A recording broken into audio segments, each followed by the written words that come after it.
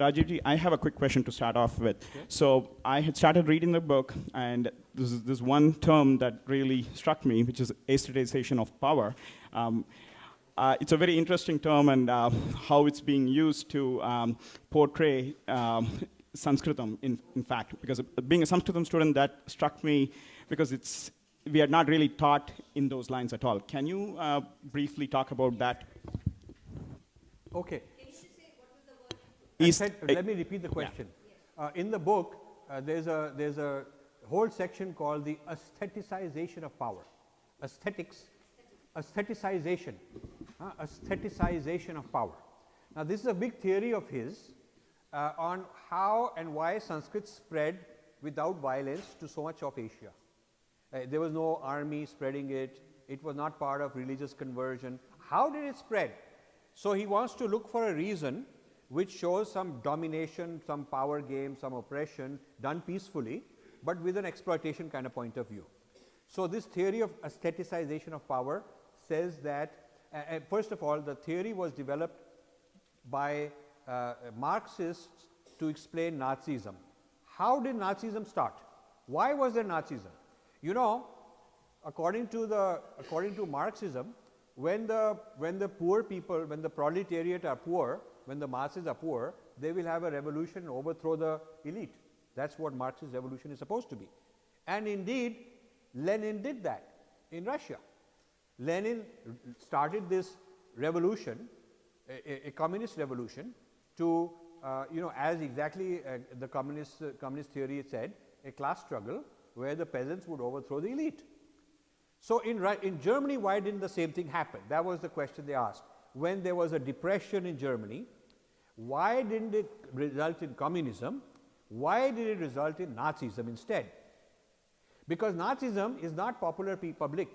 Nazism is one elite replacing the other. So why is it that in Russia, the masses revolted and took over, but in Germany, that didn't happen, and one new kind of elite, the Nazis, took over from the previous kind of elite. Why that? So they were very depressed because it seemed that Marxism had failed. Because if Marxism is valid, then it should be able to explain. So they developed a Marxism 2.0, which is called the Frankfurt School, because developed by people over there. And this Marxism 2.0 said that Nazis succeeded because they aestheticized the power. Meaning, this is very important, meaning that we are going to have power over you, but we'll do it in such a beautiful way that will make you feel proud. You will have national pride. You will feel that there is this great march, there is this band, and there is theater about the greatness of Germany.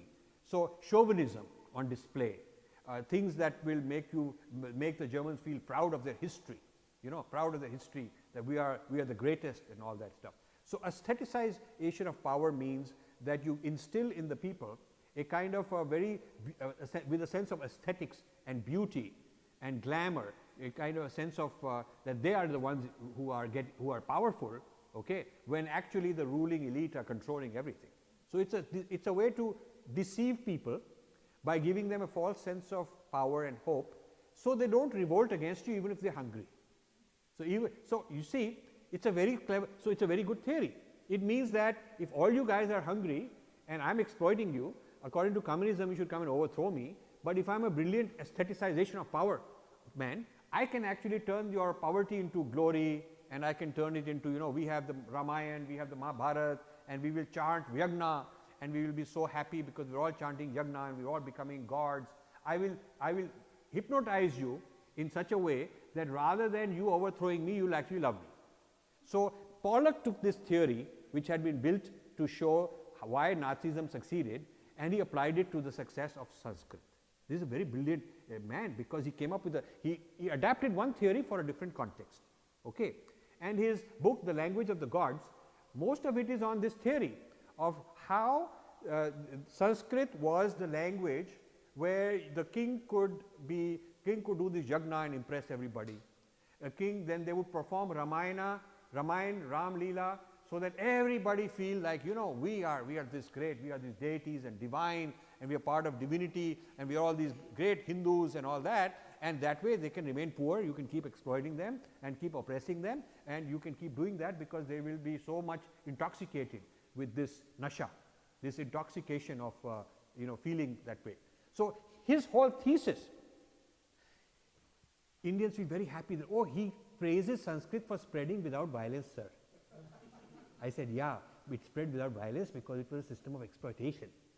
He said, no, sir, but he says that Ramayana was very nicely used, beautifully used. I said, yes, that beautiful use of Ramayana is called aestheticization of power. So, our people don't understand the layers of what the logic is. This is a very, I call it a brilliant theory. I mean, I don't agree with it.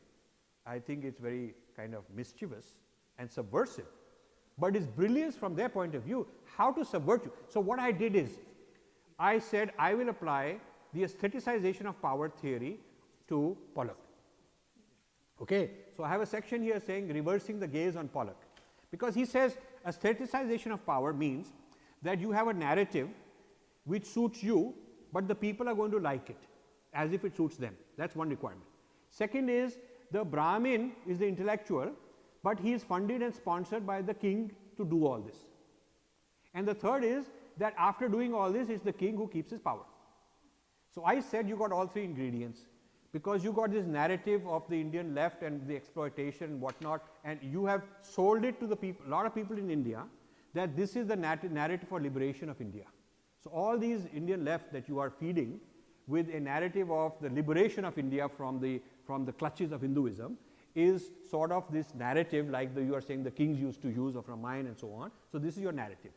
Second, Murthy is funding you, like you are saying the Raja used to fund the Brahmins. So, you are the new Brahmin who is getting this funding, and Murthy and these people are the new, like the Rajas, they are funding you. Third, in exchange for doing all this work, you are bringing glory to the Murthis. They can sit on this particular kind of whatever you want to call it, a board here and a whatever deal over there, they can get more elitist, more prestigious and so on. So, this nexus between the Raja and the Brahmin as the intellectual is now the nexus between the funding source, the Indian who is funding you, and you as the intellectual, and this idea of aestheticizing this new kind of a power with the people. So, they are all very happy, and you can see the media in India is very happy with all this that these guys are doing. So, this is the Pollock aestheticization of power using exactly his brilliant theory back on him.